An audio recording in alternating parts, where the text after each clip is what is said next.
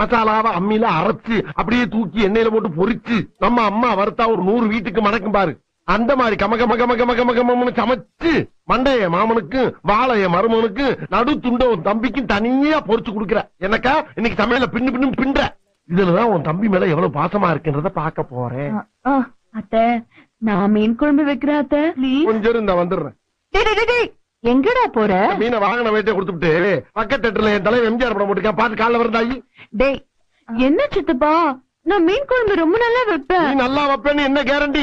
நான் கேரண்டிடா, அவ சமைக்கும் போது நான் கூட தானே இருக்கேன். நம்பலாமா? நம்பலாம். சரிதா வச்சு கொடுத்தா நீயே வாங்கிக்கோ. அக்கா போயிட்டு ஒரு 5 நிமிஷத்துல வந்துருவா. 5 நிமிஷத்துல என்னடா பண்ண முடியும்? சரி கூட ஒரு 5 நிமிஷம் சென்று வர்றேன். மீனை பச்சையா பாக்கும் போதே நாக்கு துடியா துடிக்குதே. ஏன்டா பூனை கருவாடு கலையிற மாதிரி அலையிற? போடா போடா.